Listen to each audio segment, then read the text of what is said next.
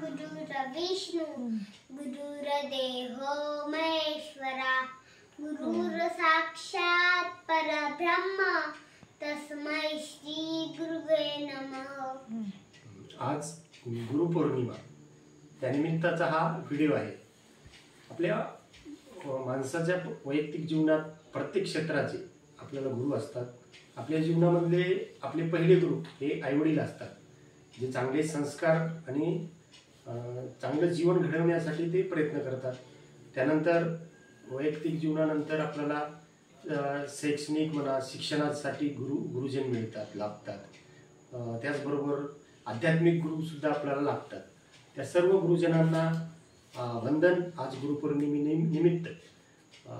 तर माझ्या जीवनामध्ये मला चांगले संस्कार माझ्या आईवडिलांनी दिलेले आहेत। त्यांनी चांगल्यात चांगलं वागण्यासाठी, समाजात ताटमानाने वागण्यासाठी खूप छान असे संस्कार मला घडवण्यासाठी त्यांनी दिलेले आहेत। त्याचबरोबर मला जीवनामध्ये प्रथमतः मी शालेय जीवन शिकत असताना माझ्या आईनं मला वर्ग 3री मध्ये असताना वाचायला येत नव्हतं, तरी मला आताही आठवतं 3रीला 4थीला म्हणजे 3रीची परीक्षा दिली होती आणि हे बालमित्र म्हणून हे एक पुस्तक आहे। याच्या माध्यमातून मला आईनं पहिल्यांदा वाचायला शिकवलं होतं। मी 4थ्या वर्गाला गेल्यानंतर मला वाचायला आलं होतं। असं योगायोगानं आज आमची आई अंशुला सुद्धा हे ककाकीपासून ते आईपासून हे शिकवण्याचा प्रयत्न करते। आणि गुरुपौर्णिमेनिमित्त आपल्या भारतीय हिंदू संस्कृतीमध्ये गुरुला खूप मोठं स्थान दिलेलं आहे। आईवडिलांनंतर गुरुला हे देवच मानलेलं आहे। म्हणूनच गुरु ब्रह्मा आणि वंदन आपण करतो। म्हणजे समाजात जे काही आपल्याला चांगलं मार्ग जीवन जगण्यासाठी देणारे सर्व गुरूंना आपण भारतीय संस्कृतीमध्ये, हिंदू संस्कृतीमध्ये आपण वंदन करण्याचा हा एक सण आहे।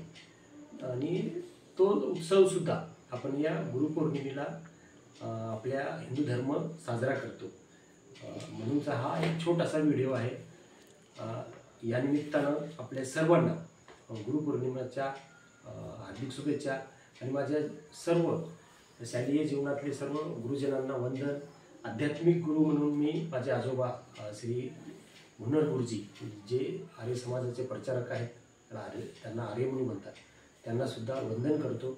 आध्यात्मिक जीवन हे आपल्याला अनेक वाईट विचारापासून म्हणा, वाईट कृतीपासून म्हणा, किंवा व्यभिचारापासून म्हणा, व्यसनापासून म्हणा, हे आध्यात्मिक क्षेत्र आपल्याला उपयोगी येते।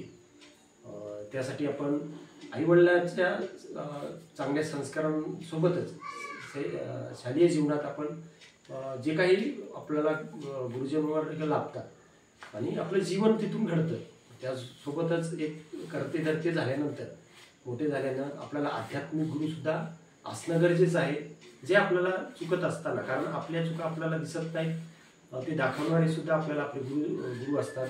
किंवा आपल्याला कुठल्याही क्षेत्रात किंवा कार्यात मार्गदर्शन करण्यासाठी ज्ञान देणारे हे गुरुजनच असतात, तो गुरुच असतो।